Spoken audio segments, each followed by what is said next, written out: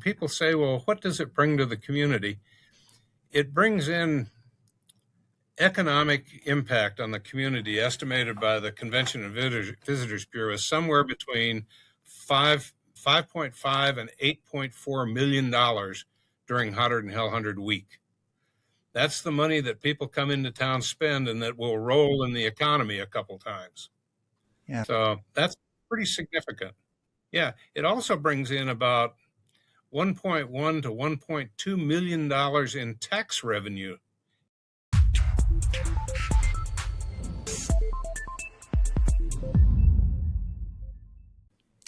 Welcome back to the Falls Homefront, where Wichita Falls leads in North Texas real estate, business, and life.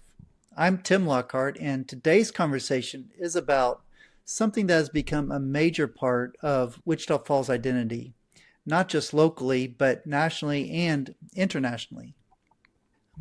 Each year, thousands of cyclists from across the country and even other countries come to North Texas for one of the most recognized endurance cycling events in America, the Hotter Than Hell 100. Joining me today is Ben Chip Filler, Executive Director of the Wichita Falls Bicycling Club, and the man helping lead this iconic event into the future. Before stepping into his role, Chip spent more than 3 decades in management with General Motors and Delphi, bringing deep operational and leadership experience to the organization. After years of volunteering behind the scenes with the event, he eventually transitioned into leading one of the largest century bike rides in the nation. Today we're talking about leadership, volunteerism, community impact, economic development, and what it takes to organize an event that puts Wichita Falls on the national map year after year. Chip, I'm glad to have you on the show. Thank you for joining us. Well, thanks, Tim. I'm glad to be here. I think probably the best way to start out is let's talk a little bit about history of Hotter Than Hell 100. Okay, that's and great. how it got started. Yeah. Back in 1981, the leaders of the Wichita Falls community decided that they needed to have an event to celebrate the 100th anniversary of the founding of the city, which was going to take place in 1982. So they got a committee together, and they got some experts in from New York City to come up with ideas. And the committee that they got together listened to these experts, tell them that what they needed to do was having a rocking chair marathon. Oh my. And yeah, the team looked at each other and said, that is not the spirit of Wichita Falls, Texas. So what we're going to do is we're going to do a 100-mile bicycle ride in 100-degree heat in August to celebrate the 100th anniversary of Wichita Falls. And that's what happened. And that's how it began. That's how it began. They were one of their original meetings. One of the folks on the committee made the comment, well, is everybody going to come? Because it's going to be hotter than hell. And that is exactly how the event got its name. Is it really? Yeah, exactly.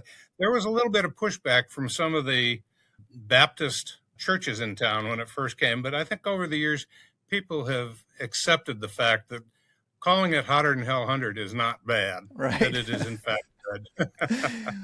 Well, it's pretty descriptive of what is actually it is. So, yeah. Yeah, because people actually complain if we don't hit 100 degrees. Sitting in this office, the emails that we get the week after say, well, you didn't live up to your name. It didn't get to be 100 degrees. It only got to be 97 degrees. Oh, no. We did have one year where it only got up to, we got one year where it only got up to 83 degrees. And people had a great time on the day, but there were a lot of people that complained after that. Yeah, well, that's probably one of the few times people can complain about not having 100-degree heat. Oh, exactly. Exactly. In that first year, it was anticipated to be a one-year event to just celebrate the anniversary. And they had anticipated they'd get about 500 registrations. They actually ran out of bib numbers because they got over 1,200 registrations.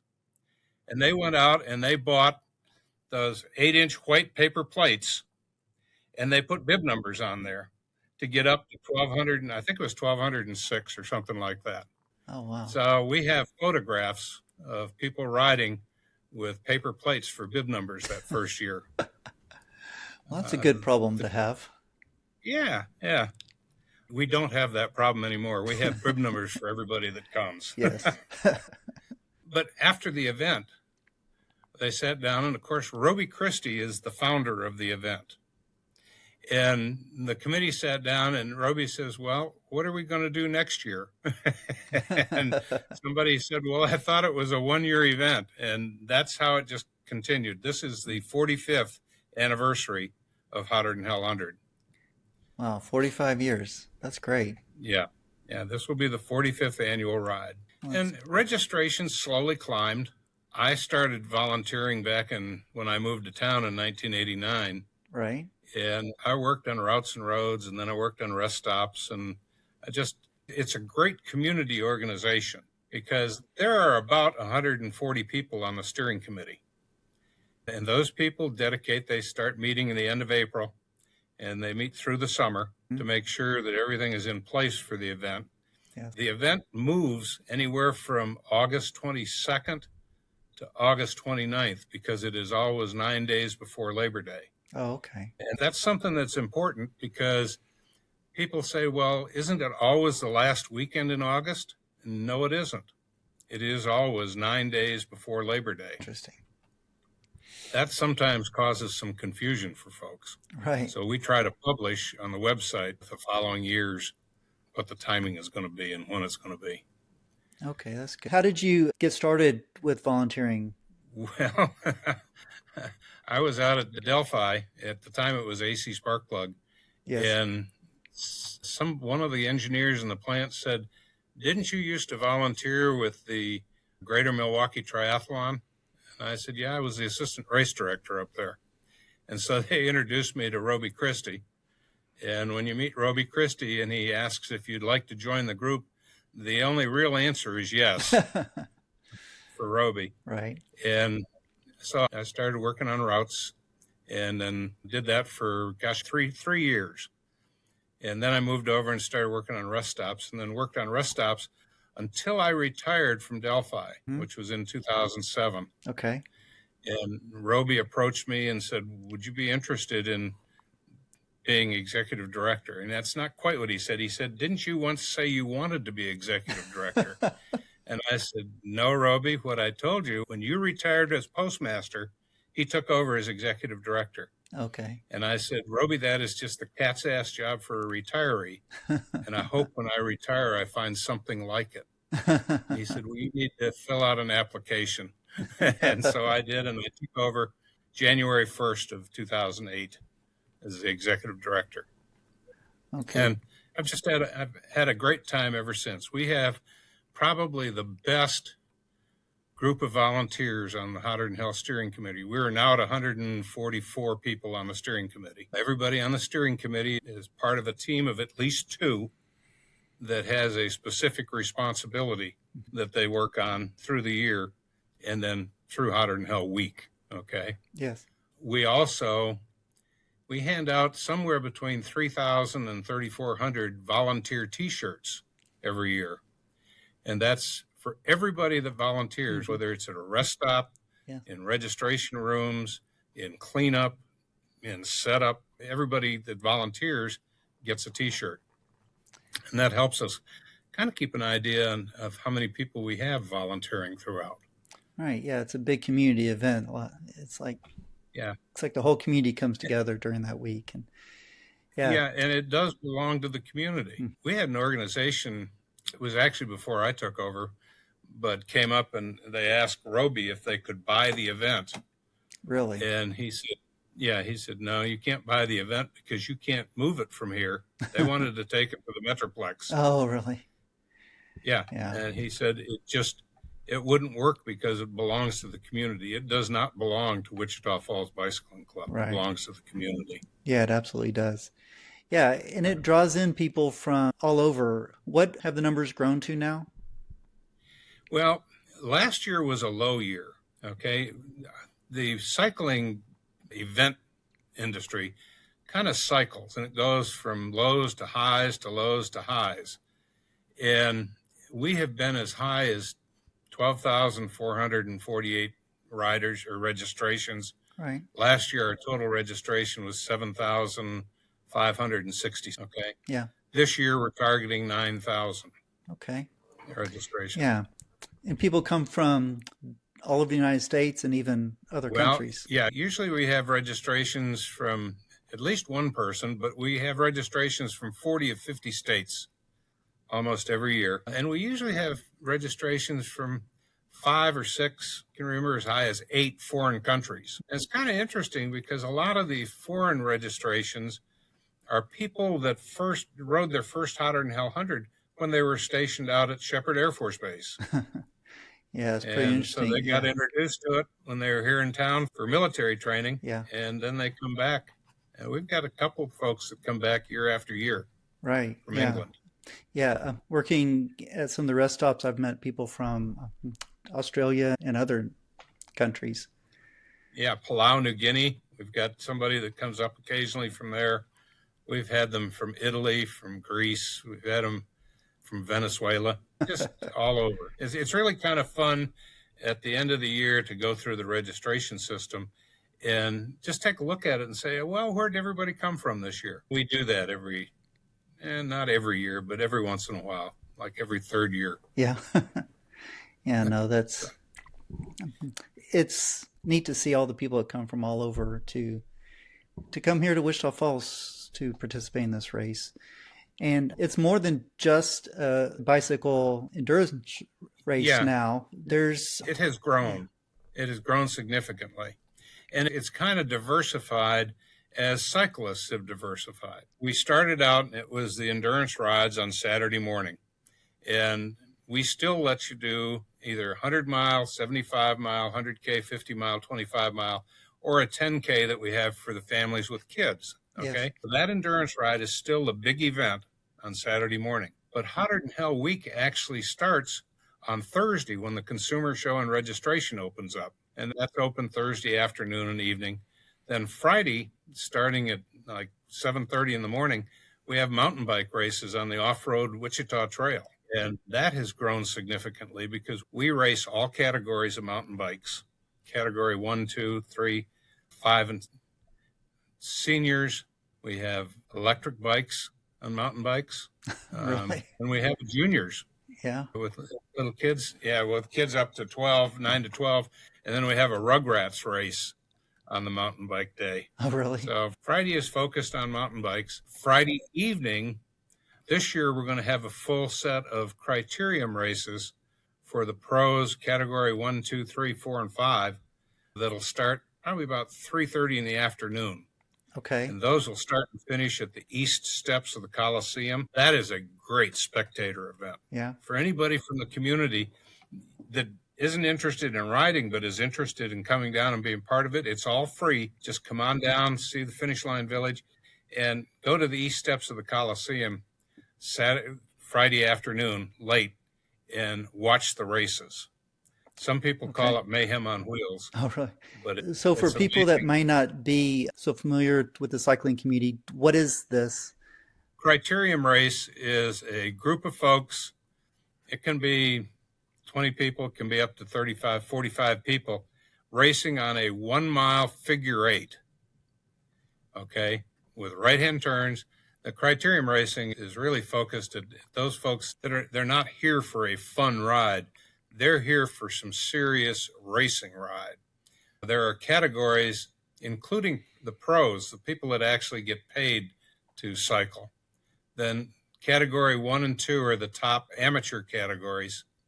The first race, the biggest race, both male and female, we do a male race set of races and a female set of races. But we'll race pro category 1, 2, and 3. Then we'll have another race for Cat 4 and Cat 5. And there is a seniors race that's done too in each of the categories that have them. They race on a 1 mile figure eight downtown that starts and finishes at the east steps of the K. Yeager Coliseum. Great opportunity for folks in the community to come down and watch athletic event that it can be very exciting when you see those racers coming around a pack of 30 people at 28 miles an hour into a right-hand turn. Wow. It is just amazing. And these folks they're really good at it. So we'll have Criterium races. We'll do the women's races first, the men's races. We'll do also a juniors race, which is kids 9 to 12. Then we do a Rugrats race that it's basically a block long for kids, even on striders. And so it gives the kids an opportunity to get involved at a real young age. One thing I didn't mention when we were talking about mountain bike racing is on Friday during the day, we do have a kids mountain bike race also. So it gives the kids a chance to get out on the mountain bike trail. And then we get to Saturday morning, which is the endurance rides, and those take off about 7 o'clock in the morning. This year we're going to have a USA Cycling road race pack in front of the endurance ride, and they're going to ride basically on the endurance ride course. That's something we have not done in a number of years, and we've gone back to it because people that are here for the endurance ride kind of enjoy riding and then comparing themselves to what the pros do, in the races. Right. Yeah. And, hey, sometimes the comparison is good and sometimes it isn't. Right. Well, we tell people, don't compare yourself to others. Compare yourself to what you've done before. Right. And are you improving? So that's the endurance important. rides and the pros are a pro for a reason. Right. Exactly. They get paid to do that. Saturday night, we have an event that's about 6 years old now, and that's the gravel grind. You see a lot of people that used to be road cyclists have gone to gravel riding simply because it's safer. There's less interference from cars. You don't have the distracted driver problem that you have with road cycling. You don't have a problem on hot and hell Saturday on road cycling, right? But you do in the weeks and months leading up to it where you're out practicing on the roads. Yes. People are afraid to get out there with people on cell phones not paying attention. All right. Safety is a big issue in cycling. But anyway, there are a lot of people who have switched to riding gravel. We start the gravel ride downtown by the Wichita Falls Brewing Company. It goes out into Clay County, and folks can ride either 27 miles or 42 miles. The rule is it starts at 7 p.m., and you have to be off the course by 12:30. Okay. Right. We used to do 3 distances. We used to do a 60-mile difference, and then you had to be in by, I think it was 2:30 in the morning. Oh, my. That was a little bit rough on the volunteers. Right. So we've gone back to just the 2 routes. Okay. And then for anybody that still hasn't had enough activity over the weekend, on Sunday morning, we have a trail half marathon for people to run, or a 10K. So we have a lot of folks that come out and run on Sunday with us. And if you want to put these things together, somebody asked, I think it was back when we were starting what we call a triple threat. Somebody came in, raced the mountain bike race, rode the 100-mile endurance ride, and then ran the half marathon and said, well, don't you have an award for that? And at the first year, we didn't. Right. So we put in what we call a triple threat. Yeah. And so if you want a triple threat award, you race the mountain bike race on Friday, you do the 100-mile endurance ride on Saturday, and then you run the half marathon on Sunday morning on the trail. If you're really up for killing yourself, you can do what we call a quadzilla and take the triple threat and add the 42-mile mountain or gravel ride on Saturday night and ride all 4, do all 4 events. So it's really kind of fun. And we have, believe it or not, we have about 150 people that do the quadzilla. Oh, wow, that's a lot. Well, that's great. Yeah, so it's become a whole lot more than how it started as just a bike race. And it's been really great for our community. It's kind of interesting. People say, well, what does it bring to the community? It brings in economic impact on the community estimated by the Convention and Visitors Bureau is somewhere between 5.5 and $8.4 million during Hotter Than Hell 100 week. That's the money that people come into town spend and that will roll in the economy a couple times. So that's pretty significant.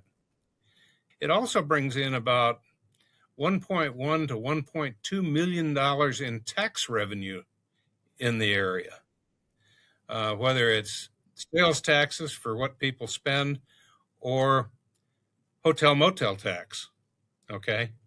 So it's about $1.1 million that comes in tax revenue to the governing bodies. Yes, and then that helps for organizations like our 4B board that helps Absolutely. to invest back into our economy. Exactly. Yeah, so it's really good. Yeah, so for listeners who may not have ever done a bike ride like this before, how do you recommend people prepare and get ready? One of the things we always tell people is ride the distance that you have trained for and train for the distance that you intend to ride. Okay. For those people that are kind of wary about, training by riding on the roads, you can get some good miles in riding on the city cement trail, okay, the circle trail. Yes. We've got a lot of people that do that, especially in the mornings and in the evenings. You just have to be careful for walkers and people with dogs.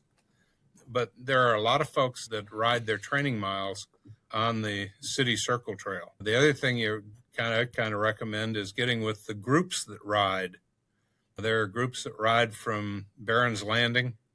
You can get them on their Facebook pages. There are groups that ride from the Bike Stop and from New Cycle Run, the two bike stores. And there is a group riding almost every day of the week. And if you get out and you ride with a group, it's a lot safer than riding the roads by yourself. Right. Because people tend to see the group. Yes, and it's easier to have that accountability of other people as well.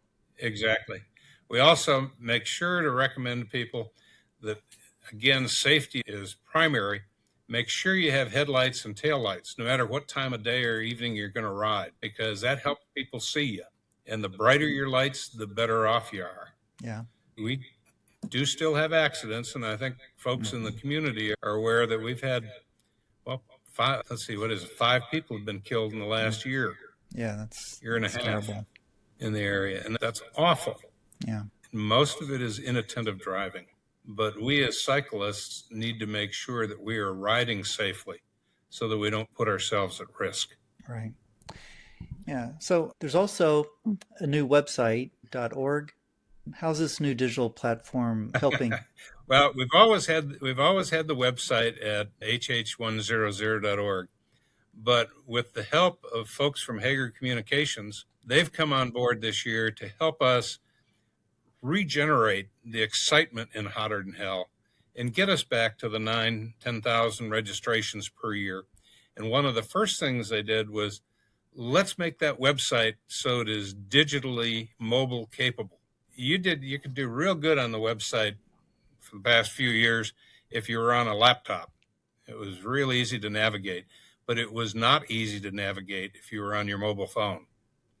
And so Hager has come up and they have put on a new website for us and have done just an excellent job.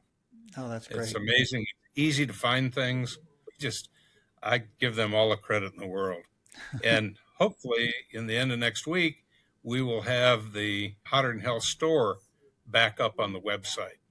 I've had a number of calls of, where's the store? Can I buy my jersey? And the jerseys finally came in a few weeks ago. But with the website redesign, we don't have the store up on the website where you can buy them yet. Okay. But we're probably about a week away from that. Okay, good. That should be up by the time that this episode is published. So I think so. So people can go there. Yeah, so people can go there and look at that. And again, it's very simple. It's hh100.org. Okay. All right, that's good. Yeah, so how important is the technology aspect to attracting the next generation of cyclists? Well, the younger generation does everything on their phones. I mean, I look at my younger sons and stuff, and everything they do is on their phones. So technology and reaching out to the folks with their technology is very important. We've got Facebook pages. We've got Facebook groups for Hotter Than Hell 100. We've got the Wichita Falls Bicycling Club Facebook page. All of those we post information on. Most of it leads people back to the website because that's the best source of information. And yeah, one thing that I would share, people say, well, how do you pay for Hotter Than Hell 100? Because if you go to many of the big rides around the nation, you're going to pay $125, $150, even $180 for your registration. We don't do that. We have attempted to keep the registration as low as possible. And so we charge $60 per event that somebody signs into. And in doing that, it's been real tough to continue to cover all the costs of the event as prices have gone up. Right. I mean, just prices for ice or porta pots, insurance, liability insurance. I mean, all of it has gone up. Tents are amazingly high. But those prices, we've been able to still keep the registration cost low. It was tough last year because we didn't have the registrations we needed, which is why we're back working to bring ourselves back up over 9,000. Yes. But we took a look at it and said, well, what else, where else can you draw from to be able to afford to put the ride on? And the two other sources that the big rides do, if you go to Tulsa Tough, they have registrations about 2,500, yet they put on a full weekend of racing. Well, they do it through sponsorships, through community sponsorships. Yes. And they get some amazing sponsorships. So we have another push right now to try and increase the sponsorship backing for Hotter Than Hell 100. I think last year was it was a normal year in sponsorships, and we had about $57,000 in sponsorships. If you go up to Tulsa Tough, their weekend sponsorship is $900,000. That's their budget, and they make it every year. Oh, wow. Yeah. Another one is the vendors' fees for the consumer show in Finish Line Village. Yes. One of the other guys and I put our own money in, and we went out to Sea Otter Classic a couple weeks ago. Largest bicycling consumer show in the world. They have 1,100 vendors, and they charge $4,000 for a 10 by 10 booth space. Yeah. And so we're looking at what we can do to expand our consumer show, get it back up. We used to have, at one point, probably, I think the peak was like 82 vendors inside and out. Yes. And last year we were at like 55. Well, what's happened? A number of the bike shops have closed, so they're not available. But I think we're going to have a really good show this year. We recruited some vendors when we were out there at the Sea Otter Classic. Good. And we got a couple of our bike stops that haven't been with us for a couple of years are coming back. So I think we're going to have a great show this year. Well, that's good. That's good. Yeah. Yeah. So basically, we've kind of looked and said, there are other ways that we need to seek sourcing funding. Yes. For the event. Yeah, that's good. Yeah, so looking ahead, how do you see large-scale events like this helping to shape the culture and the growth here in North Texas? Well, I think Hotter Than Hell, we're really going to focus on what cycling can do for your health. It is a healthy endeavor. As you go through your 20s and your 30s, you spend a lot of time running half marathons and marathons. Eventually, when your knees get out, just go over to the bike store and buy yourself a bicycle. You can continue to have the endurance sports and do it on a bicycle with artificial knees. Yeah. You laugh, I have 2 artificial knees. Yeah. Yeah. So for people who might like to get involved, how do people become volunteers and help out with the race? Thank you very much for that, Tim. If you go to the Hotter Than Hell website, hh100.org, And across the top, click on Join Us. There's a drop down there. You can volunteer right online. We've got a great volunteer program that you can sign in, whether you want to work at a registration or consumer show or sag wagons, whatever it might be. If you're part of a church or a volunteer group that sponsors a rest stop, join it and volunteer with them. The majority of the volunteers we have over the weekend, actually on Saturday, are at the rest stops. And the rest stops are covered by groups from around the community, a lot of them nonprofits. And as those groups work to help us out, we turn around when there's money left over to help them out.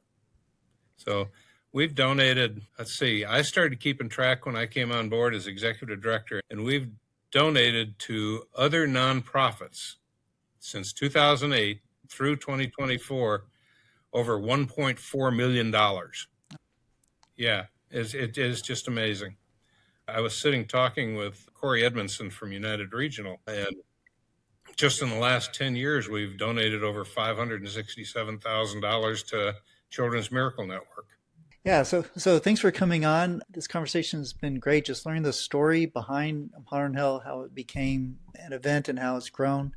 And we've talked about how people can get involved and go to the website or to the Facebook pages. Is there anything else that I didn't ask that you'd like to add? Yeah, one of the big things I'd like to say is to folks in the community, come on down on Hotter Than Hell weekend. Come down on Thursday and Friday, see the consumer show, what's going on in Finish Line Village on Friday afternoon and Saturday. We've usually got a band in the big tent, okay? There's food vendors down there. There's a chance to shop the bike shops and the vendors that are in the consumer show. There's all kinds of opportunities for people in the community that are not going to ride to just come on down and enjoy Hotter Than Hell 100. We do not charge to go through the consumer show. We do not charge to come down to Finish Line Village. We welcome everybody. Oh, that's great. And so I'd love to see folks come in and enjoy it. Yeah, that's great. There's lots of things to do and take part in, even if you aren't participating in riding 100 miles. Yep. Yeah, that's great. Yeah, so to all the listeners out there, hope you enjoyed this conversation. And if you did, please share it with somebody who might also benefit. And please be sure to like and to subscribe to hear other conversations like this. So thank you for tuning in to the Falls Home Front, and we'll see you on the next one. Take care. Appreciate you tuning in. Want more insider tips on buying, selling, and investing in Wichita Falls and North Texas? Subscribe now and keep watching. Your next move starts here.